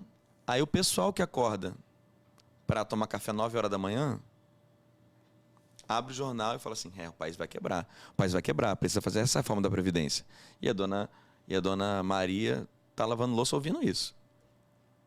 Para mim, isso foi a reforma da Previdência. Tirar a aposentadoria dela. Esse pessoal que acorda 9 horas da manhã e tá comendo mamão com granola, sei lá. E assim, vai quebrar... Porque eu fico imaginando... O Brasil já quebrou. O que é quebrar o Brasil? Por que fizeram a reforma da Previdência, que fizeram a administrativa, a reforma de tudo? O que é quebrar? Quebrar é não honrar compromissos previamente pactuados. Então, assim, eu devo para o banco tal, eu devo não sei o quê, eu devo não sei o quê. Se faltar dinheiro, não vou conseguir pagar, vou dar calote. Isso é quebrar, quando você não consegue pagar as contas. Certo. Porque você combinou que ia pagar o cara e não vai conseguir pagar. Beleza. E aí, para não quebrar com os bancos, o que o governo brasileiro fez? Falou para o trabalhador que aquele combinado que eles tinham pactuado, de que você trabalhava tanto tempo e dava tanto por mês, aí você ia se aposentar de tal jeito, vamos mudar agora. Mas eu já estou pagando. Aí o trabalhador pensa, mas eu já estou pagando, já entrei nesse contrato. Não, mas a gente vai mudar. Então, para não quebrar com os bancos, o governo brasileiro quebrou com os brasileiros, sacou? Certo. Já quebrou, o Brasil já quebrou. Não honrou compromisso com os trabalhadores, que são credores da Previdência. Só que tanto faz o que faz com eles, né? É isso que fica. E tem empresas, não vou citar nomes, mas tem empresas enormes, grandes, com enormes dívidas, né, na Previdência, né? E eu não sei se seria leviano também julgar, né? Deve ter muito desvio de dinheiro da Previdência. Ou você acredita que não? Eu não tenho crença porque... em todo lugar em que tem dinheiro pode haver desvio, né? Privado ou público. Mas o ponto é, eu não tenho informação. Sim. Não tenho informação. Porque eu fico vendo... eu volto de novo, acaba voltando, dando volta e volta naquela questão do que a gente vê na TV, né? A gente que é mais leigo. Eu sou mais leigo, eu acabo vendo na TV. E parece que tudo tem desvio. Tudo. Vai fechar um buraco na rua que é mais municipal, né? Tem desvio. Rafael, tem merenda empresa na privada, escola, tem desvio. Rafael, empresa privada tem representante comercial que superfatura o recibo de táxi. Exatamente. Todo lugar, seres humanos fazem coisas ilegais muitos seres humanos fazem coisas ilegais para melhorar a sua própria situação. Por isso tem que existir lei, pô. Pra punir quem faz essas besteiras. Agora, a gente não pode acabar com os serviços públicos porque tem problema. Você resolve o problema. É o negócio lá da vaca, do carrapato na vaca. Você conhece essa? Não. Vamos lá. Órgãos públicos, empresas públicas, serviços públicos, sei lá. Aí falar, tem corrupção aqui. Então, vamos privatizar. Vamos parar. Tem corrupção? Olha só, isso é igualzinho. Você vê assim, tem muito carrapato nessa vaca. Como que a gente vai acabar com o problema do carrapato na vaca? Matar a vaca. Você vai acabar com o problema do carrapato na vaca? Com certeza vai. Mas, porra, o que adianta acabar com o carrapato na vaca se tu não tem a vaca?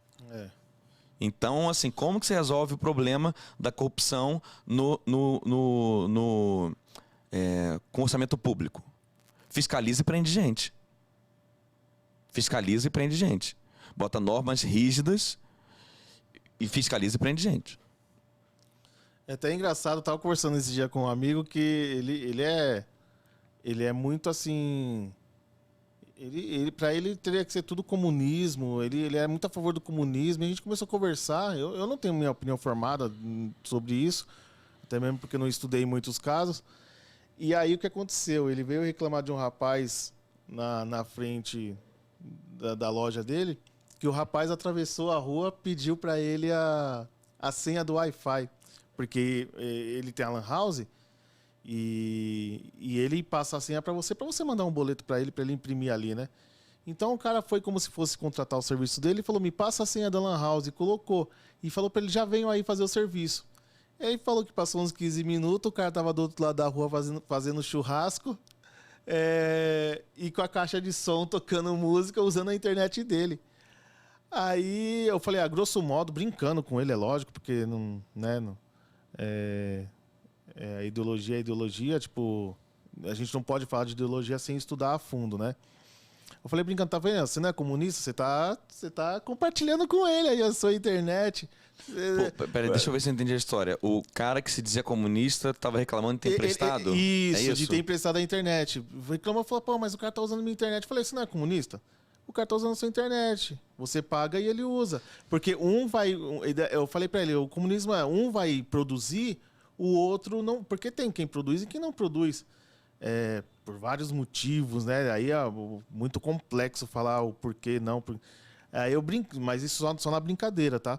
Daí eu falei para ele, você é comunista, você divide o que você produz, o que você está produzindo, você está dividindo com ele. Ele também tem direito a ter, mesmo que ele não pague. Ele, não, Rafa, mas não é assim. O comunismo ia ter a lei para não deixar acontecer isso. Eu falei, tá, mas hoje a gente tem a lei. Hoje também tem a lei. No capitalismo também tem a lei. E muitas vezes a lei não é cumprida. A gente tem a impunidade. O cara desvia, o cara rouba, o cara faz isso, faz aquilo e nada acontece com ele. Entra um pouco nisso, né? Seja qual o sistema, se tiver uma pessoa que a pessoa burla a lei, a pessoa quer se aproveitar, quer ganhar, é o tal do jeitinho brasileiro, que eu acho que não é só no Brasil, no mundo todo vai ter alguém que quer passar para dar a volta em você. É normal. Sim. Todo país que eu conheço existe lei penal e polícia porque as pessoas erram. Que senão não precisava, né? Eu lembro, sei lá, a primeira aula da faculdade de Direito, eu acho que eu ouvi uma frase do tipo assim, a lei só existe porque os homens não são anjos. Se fossem anjos, não precisava de lei. Verdade.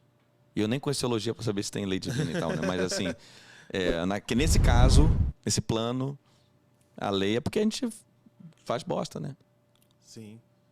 E até você falou dessa questão, eu nem queria entrar no assunto, mas e a questão da guerra? Guerra na Ucrânia? Como que você está vendo essa questão que está bem atual? Esses dias eu já ouvi falar coisa dos dois lados assim, porque parece que é até difícil dar uma opinião, porque parece que está todo mundo errado você começa a assistir a televisão, você começa a ver a Rússia como um monstro, porque tá atacando, tá matando pessoas ali. Só que aí você também vê que do lado da Ucrânia tá os Estados Unidos, que tá apoiando, parece que fica... É bem complicado também, né? Olha, em primeiro lugar, eu estou tão preocupado em resolver o problema da economia paulista que eu não estou dando atenção a essas coisas. Assumo. Mas vamos lá. Até na televisão já parou um pouquinho de falar, né? Sim. Então, assim, manja aquele cara que, assim, até ontem eu era especialista em infectologia. Hoje sou especialista em Ucrânia. Então, não sou esse cara. Sim. Então, não fui especialista em Ucrânia. Mas assim, me formei também em relações internacionais. Dá para conversar alguma coisa sobre isso? Você não foi lá levar uma ajuda, não, né? Não fui. Fazendo cagada. A gente já falou sobre isso no outro podcast. Existe... Relações internacionais é o estudo... É tipo como se fosse a antropologia de países. Os países se comportam entre si. Como eles se comportam? Você vai anotando e conclui coisas. Então só tem uma teoria... Se você pegar na física, Newton, só o autor Newton, tem 3 leis já, que a gente aprende até no colégio, 3 leis de Newton. Beleza, então vai ter um monte de lei na física. No meu campo, relações internacionais, só existe uma lei, só uma coisa que até hoje não se provou errada, que se chama teoria da paz democrática. Qual que é a teoria? 2 países democráticos não entram em guerra entre si. Ponto final. Nunca houve na história. A primeira vez que a gente está vendo é agora na Ucrânia e na Rússia, que aparentemente são 2 democracias. Né? Você pega, tipo assim, o Bush com o Saddam Hussein não era... declaradamente não era democracia. Né? Nunca... Você sempre teve, durante toda a história, 2 ditaduras brigando. Até porque há muito pouco tempo que a gente conhece democracia. Né? Antes eram os reis, né? Ditadores e tal. E desde que existe democracia, 2 nunca brigaram. Essa é a primeira vez que estão brigando. Me parece que... Bom, esse é o fato. Elas não brigam, mas aí tem tentativas de explicação do porquê que 2 democracias não brigam. Uma delas é que, geralmente nas democracias, você tem um processo para deflagrar guerra muito rígido. Então, assim, tem que passar no Senado, ou, sei lá, tem que passar no Congresso, tem que passar por um monte de coisa para poder ter guerra. Porque você está mandando alguém ir pro tiro. Então, geralmente, quando você precisa de um monte de parlamentar, um monte de deputado, um monte de gente para aprovar entrar em guerra, geralmente isso vira uma discussão pública naquele país, os deputados querem se reeleger, e ele sabe que ele está mandando um cara do bairro dele, o filho da dona Marta, ir para a guerra. Então, geralmente, eles não trucam, eles tentam resolver de outra forma o problema deles, sem ser na porrada ali depois que acabar a aula no colégio, né? Então, beleza, parênteses. Guerra. Cara, nem respeito. O Putin tá saindo na mão. Se ele tá no ar-condicionado, já nem respeito, sacou? Beleza. Sustenta a sua gracinha. Vai lá. Mas beleza. Então, assim, isso me parece, mais do que provar que a teoria da paz democrática está errada, eu acho que a gente vê que a Rússia é pouco não é democracia. Não é. Porque você sabia que o Putin, pela Constituição dele, ele já mudou um tempo atrás, alguns anos atrás, talvez mais de 10, ele mudou e ele pode ficar no poder até 2035. Olha o tempo que falta para 2035, velho. Se o Lula ganhar agora, ele não fica até 2035. O Lula vai ter direito à reeleição. Mas no máximo que vai ficar é 8 anos. Tudo. O cara vai ter mais 17 anos ainda. 12 anos pela frente. Sim. 13 anos. É um absurdo. Mas a gente tem várias. Velho, eu tô com meu cafezinho expresso quentinho aqui. Eu não quero guerra com ninguém, sacou? Eu não gosto desse papo, não. A gente tem vários governos assim pelo mundo, né? Se for ver. Até que na América Latina tem, né? Alguns melhores, alguns piores. Aí é cada caso. Quero voltar um pouquinho no assunto com você. Aproveitar esse final do podcast pra gente poder... Estamos no final? Tá mais ou menos no final. Falta 10? Ixi, eu até queria entrar nesse assunto um pouquinho antes. Então vamos correr, vai. Mas vamos lá. Eu quero que você fale um pouquinho você já falou, mas eu quero que você fale de novo. A pré-campanha, qual é a sua expectativa aí para a campanha? Por onde você vai estar? Com quem vai conversar? Com quem está conversando? Como que faz para conversar com você, para ter acesso, para a gente estar crescendo esse time aí? Qual que é a sua perspectiva da campanha? Beleza, então vamos lá começar pelo que importa primeiro. Eu pretendo embarcar nessa jornada política que, se tudo der certo, confirma, né, uma candidatura. Se isso acontecer, eu vou... Quando que é a data para começar? 17 de agosto. Eu pensei que era mais cedo. E a gente vai marcar outra aqui para falar só de campanha, assim que confirmar. Beleza. Então vamos lá. A minha luta é fazer com que tenha mais saúde, mais dinheiro para saúde, educação, segurança pública, moradia, tudo que importa para o povo ter oportunidade. Porque acho um absurdo o filho do João Dória começar muito diferente do 6º filho de um casal dependente químico. Então a gente tem que... Porque essas coisas, o nosso resultado na vida, quanto que eu ganho, se eu trabalho, né? Onde que eu moro, o que que eu tenho, essas coisas, elas são frutos a soma de 2 fatores. Alguns fatores que nascem na gente e alguns perto da gente. Então, por exemplo, coisas que nascem na gente. Eu não poderia sonhar em ser cantor se eu nascesse mudo, beleza? Ou coisas que nascem perto da gente. Ser filho do João Dória ou ser filho de uma pessoa com menos estrutura. Essas coisas não são nem justas nem injustas. Isso é um fato. Nasceu assim. Foi distribuído ali. Justo ou injusto é o mundo que a gente constrói para lidar com essas diferenças. E a gente tem que construir um mundo que faça com que quem nasceu embaixo demais, quem nasceu caindo, não quebre a perna. Bota um colchão, segura, sustenta e dá impulso. É isso que a gente tem que fazer. Se a gente conseguir fazer isso, eu chamo de uma sociedade justa. E aí eu vou rodar o estado de São Paulo inteiro conversando sobre essas coisas. Onde que eu estou hoje? Hoje eu estou no @VictorLinsSP. No Instagram, no Facebook, no Twitter e o meu site daqui a pouquinho, quando for ao ar, acho que já tem o site, que é com C, mas não fala, vitorlins.com.br. Lá vamos discutir por que uns pagam tão pouco e outros recebem tão pouco. Essa é a discussão. A gente quer fazer com que a sociedade paulista seja mais justa. O dinheiro chegue para todo mundo.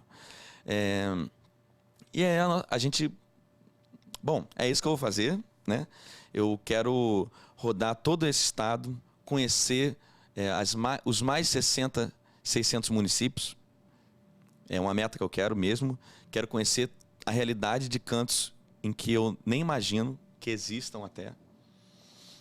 Por exemplo, tem uma cidade que tem o mesmo nome que eu nunca fui lá, chamada Lins. Eu acho que eu vou do primeiro lugar nisso. Tem o time lá, Linense. O Santos já jogou. Já. Linense? Linense, é. Não é Já... Lisense? Não, é Linense. Ah. É Linense. Disputou a primeira divisão do Campeonato Paulista faz pouco tempo. Uma vez, que tá agora. Uma vez eu fui marcado no Instagram por alguém. A pessoa fez algum ato, alguma coisa na prefeitura, não sei o que lá, e postou no Instagram e me marcou.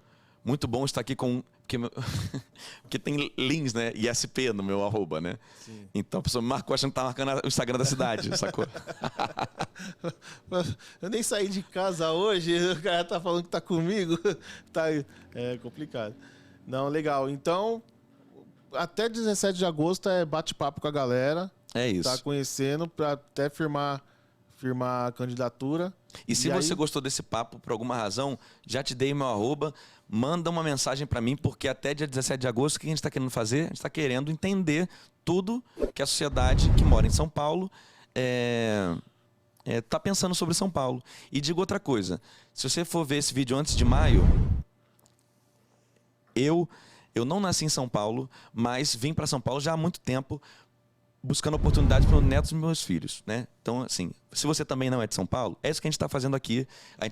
Eu adotei São Paulo do mesmo jeito que São Paulo me adotou. Eu amo essa cidade, não volto, não saio daqui de jeito nenhum. Então, regulariza seu título. Vamos cuidar da nossa casa. A gente escolheu isso aqui escolheu a gente. Vamos cuidar da nossa casa. É importante a gente exercer essa cidadania. Perfeito. Inclusive, eu vou deixar o seu @ na descrição do vídeo para o pessoal ter acesso, para todo mundo seguir, e quem puder tá chegando para chegar junto. E eu estarei também junto. Quero pedir para o pessoal se inscrever no nosso canal aí do Quebrando Galho. Quem puder se inscrever, seguir no Instagram também. Vou deixar tudo aí marcadinho, todos os @. O Pod 3 também. Já estendo o convite para você estar no Pod 3. Vamos combinar e vamos tá batendo mais um papo mais perto da campanha.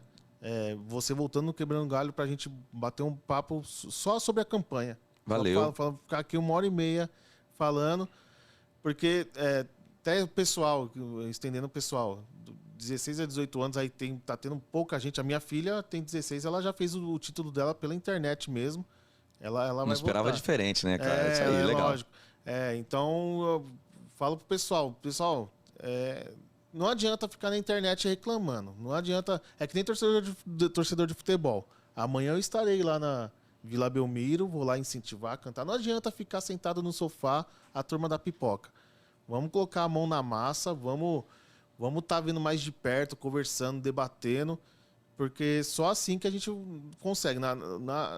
Nas redes sociais você não consegue mudar muita coisa, não. Né?